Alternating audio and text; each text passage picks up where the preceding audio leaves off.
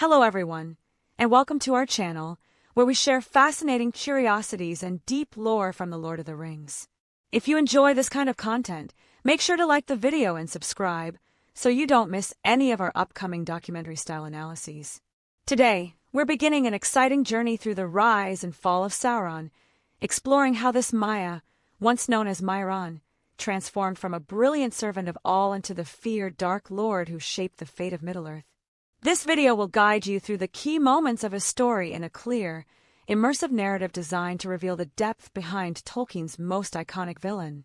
Before we start, a quick note: to avoid any copyright issues, every visual in this video was generated using AI. Because of that, some images may contain small inconsistencies compared to what is being narrated. This video is presented in a documentary analysis format so that YouTube correctly identifies its educational purpose. Also, there may be occasional narration errors, as we are still testing different AI voice systems to find the best possible quality. With that said, let's begin our journey into the origins, corruption, and ultimate downfall of Sauron. In the earliest ages of Arda, long before darkness took shape in Middle-earth, Myron lived as a pure and disciplined Maya. Created by Eru Iluvatar, the Maiar were meant to guide the shaping of the world under the leadership of the Vala, and Myron stood out among them for his remarkable talent. Under the teaching of all, he became a master of craftsmanship, structure, and flawless design. His devotion to order made him admirable, yet it also opened the door to his downfall. That desire for perfection, taken to extremes, created a vulnerability that would later be exploited. It was this longing for absolute order that caught the attention of Morgoth, the most powerful of the Vala and the first to turn fully toward evil. Morgoth sought domination over all creation, bending everything to his will. To Myron, who valued precision and control, Morgoth's authority seemed like a path toward the perfect world he envisioned. Slowly, seduced by this promise, he began to serve Morgoth in secret. At first, Myron continued to walk freely among the Maiar, hiding his shifting loyalty. But as Morgoth's power grew and new dark strongholds rose in Middle-earth, Myron abandoned any pretense and openly aligned with him. From that moment on, the name Myron faded, replaced by the being who would become feared across all ages, Sauron. As Morgoth's lieutenant, Sauron rose swiftly. He commanded vast legions, overseen the terrifying fortress of Angband, and became one of the greatest threats ever faced by the Free Peoples. Entire regions fell under the combined shadow of Morgoth and Sauron. But darkness never goes unchallenged. In time, an alliance of elves, men, and even divine forces rose against Morgoth in a devastating war. After his defeat and banishment into the void, Sauron refused to face judgment. Instead, he fled into hiding, waiting for the right moment to re-emerge. For centuries he remained unseen. Yet his ambition endured. Eventually, he resurfaced, choosing Mordor as the foundation of his return. There he began constructing the Dark Tower, preparing for a new era of conquest. After centuries hidden in the shadows, Sauron slowly rebuilt his strength and ambition. With Morgoth gone, he sought to claim Middle-earth for himself, shaping it according to his rigid vision of order and domination. Choosing the harsh, volcanic lands of Mordor, he began constructing the Dark Tower, establishing the foundation of his new era of control. Yet brute force alone would not secure his victory, so he devised a strategy built on deception. Taking on a fair and noble appearance, he named himself Anatar, the Lord of Gifts. In this guise, he approached the elves with promises of wisdom and guidance. Some, like Galadriel and Elrond, distrusted him from the beginning, sensing an unsettling presence beneath his charm. But others welcomed his knowledge, especially Celebrimbor of Eregion, a brilliant smith whose craft rivaled even the works of the greatest elven artisans.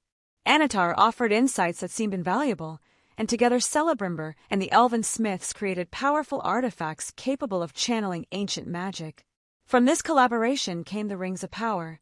Celebrimbor alone forged the 3 rings, untouched by Sauron's direct influence. But the remaining 16 were shaped under Anatar's guidance, subtly tainted by his hidden intentions. Sauron's true plan unfolded in Mount Doom, where he secretly forged the One Ring, a master ring designed to rule all others. When he placed it on his finger, The elves instantly perceived his betrayal and removed their rings to avoid his control. Furious, Sauron launched a brutal assault on a region, overwhelming many of its strongholds in a devastating war. He captured the 16 rings, but the 3, destined for the greatest elven lords, remained beyond his reach. Sauron then distributed the stolen rings to the dwarves and the 9 men. The dwarves resisted complete enslavement, though greed took root in their hearts, but men succumbed entirely. Those 9 became the terrifying Nazgul, wraiths bound forever to Sauron's will. With the one ring in his hand and new servants at his command, Sauron expanded his influence across Middle-earth, preparing for a conquest that would shape the ages to come. Sauron's power expanded rapidly as the 9 men who accepted his rings fell completely under his influence, transforming into the terrifying Nazgul. Their shift into wraiths marked a decisive turning point, granting Sauron spectral servants who could extend his will across vast distances. Yet even with these fearsome allies, victory was far from assured. The elves continued to resist him fiercely, refusing to surrender their 3 rings despite heavy losses and the devastation wrought across their lands. Sauron pressed relentlessly against them, determined to break their strength once and for all. But an unexpected force soon entered the war: the men of Númenor. These mighty seafarers, descended from ancient heroes, had not been touched by Sauron's corruption. When they arrived in Middle-earth, their armies and towering fleets overwhelmed his forces with ease. Joined with the elves, they defeated Sauron in open battle, leaving him cornered with no escape. Overpowered, the bearer of the One Ring was captured and taken as a prisoner to the island kingdom of Númenor. What seemed like the final triumph of the free peoples soon twisted into disaster. Sauron, cunning as ever, pretended to submit. With patience and subtle manipulation, he gained the trust of Númenor's leaders, whispering poison into the minds of the ambitious. Over time, he convinced many to turn away from the Vala and to worship Morgoth, reviving the shadow of his fallen master. His greatest deception was persuading Númenor's king to launch an assault on the Blessed Realm, promising immortality as a reward. This arrogant act brought catastrophic consequences. In response to Númenor's rebellion, Eru Iluvatar intervened directly. The entire island was swallowed by the sea in a cataclysmic event, destroying nearly all its people. Sauron's physical form was obliterated in the flood, but because he was a Maia, his spirit endured. Weakened but not destroyed, he fled back to Mordor, slowly crafting a new body and gathering fresh armies. Yet the surviving Númenorians, now settled in Middle-earth, formed powerful kingdoms that would stand as a lasting threat to Sauron's rising shadow. Despite the destruction of Númenor, the shadow of Sauron did not fade. Regaining form in Mordor, he resumed gathering power and rebuilding his armies. Yet standing against him were the surviving Númenorians who had escaped the cataclysm. These descendants founded strong realms in Middle-earth, and their presence troubled Sauron deeply, for they carried the heritage and strength of a people who had once humbled him. Determined to crush this growing threat, Sauron waged war against their new kingdoms. His assaults were ruthless and unrelenting, fueled by his desire to impose absolute rule over all of Middle-earth. But history has a way of echoing itself. Just as elves and men once united to defeat Morgoth, a new alliance began to rise against him. The men, led by Elendil, and the elves, commanded by Gil-galad, joined their forces, forming what would become the legendary Last Alliance.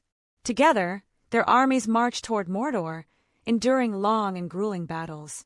Eventually, they reached the very foot of the Dark Tower, where Sauron himself emerged to fight. His power was immense, so great that he personally struck down both Elendil and Gil-galad in the final confrontation. Yet even in victory, he was weakened.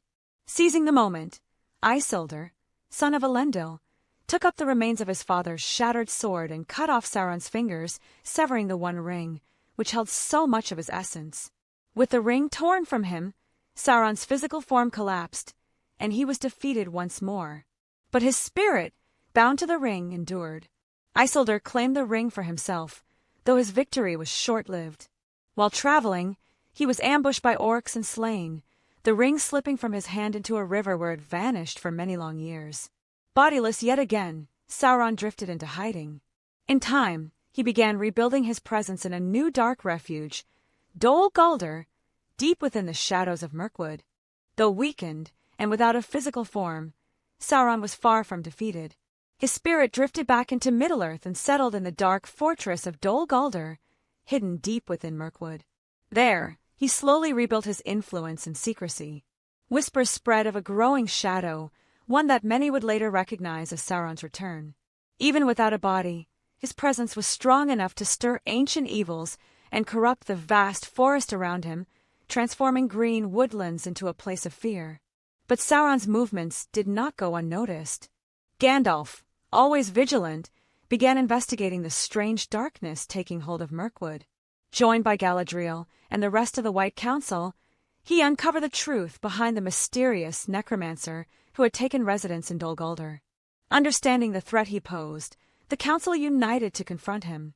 Their combined might force Sauron to abandon Dol Guldur, though not before he had regained enough strength to resume his true purpose. There was only one place left for him to go, back to Mordor, where his fortress, his armies, and his long-laid ambitions awaited. Once returned to Mordor, Sauron openly declared himself again. The fires of Mount Doom roared back to life, signaling his full resurgence. His armies gathered in immense numbers, preparing for a renewed conquest of Middle-earth. Yet a single object still stood between him and ultimate victory, the One Ring, lost for centuries. That ring was now in the possession of Frodo, a hobbit who had journeyed far from the peace of the Shire. Against all odds, Frodo reached the fiery heart of Mount Doom, the very place where the ring had been forged. There it was finally destroyed, and with it perished the greatest portion of Sauron's power. Its fall unleashed a catastrophic shockwave across Mordor. The Dark Tower crumbled, the ground split open, and Sauron's armies, deprived of his will, collapsed into chaos. His spirit, stripped of strength and form, was scattered. He could no longer threaten Middle-earth. With the destruction of the One Ring, the lingering shadow of Sauron finally dissolved. His presence, once so overwhelming it had shaped entire ages, faded into nothing. Even the land of Mordor reacted to his fall. The storms that had long darkened its skies vanished, the oppressive gloom lifted, and the armies that once marched under his command scattered without purpose. Without Sauron's will driving them, they crumbled into confusion and fled, leaving only silence where war had dominated moments before. Across Middle-earth, word of the Dark Lord's defeat spread swiftly. From the hidden realms of the elves to the kingdoms of men, and even to the peaceful fields of the Shire, hope blossomed again. The long struggle against Sauron had reached its final chapter. The courage of those who stood against him, elves, men, dwarves, and especially the hobbits, was honored throughout the land. Their unity and resilience had made victory possible, even when darkness seemed certain to prevail. Sauron's story, from Mairon the Maya to the tyrant who sought absolute domination, had come to a definitive end. His early promise, as a spirit devoted to order and craftsmanship, had twisted into an obsession for control, leading him down a path of corruption that consumed everything he touched. In the end, the ring that contained so much of his power became the instrument of his downfall, destroyed in the same fires that had given it form. With his defeat, a new peace slowly settled over Middle-earth. Though scars of the war remained, the people could finally rebuild without fear of the ever-watchful eye. It was the close of an age marked not only by great darkness, but also by extraordinary bravery, sacrifice, and hope. And as the free peoples looked toward their future, Sauron's long and turbulent tale became a reminder of how even the mightiest can fall, and how the smallest among them can rise to change the course of history.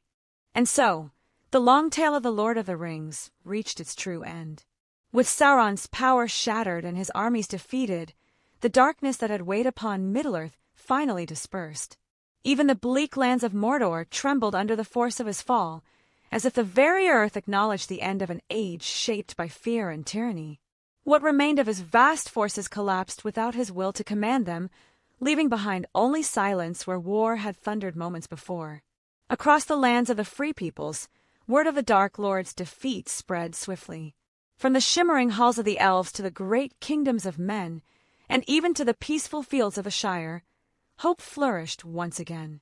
The long struggle had been agonizing, but the bravery of elves, men, dwarves, and especially hobbits had turned the tide of history.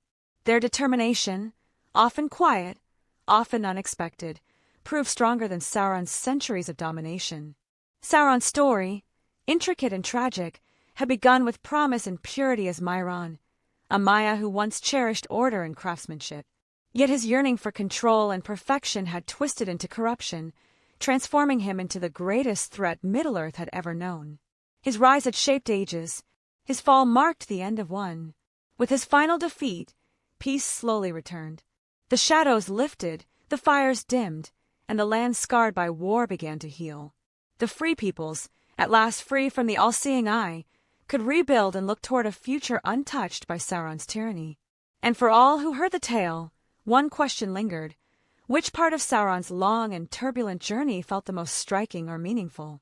His rise, his deception, his downfall. Tolkien crafted a world rich with depth, light and shadow intertwined, and Sauron's arc remained one of its most powerful reminders of how ambition can either shape or destroy. Middle-earth stepped into a new age, carrying with it the memory of the Dark Lord's rise and the hope born from his fall.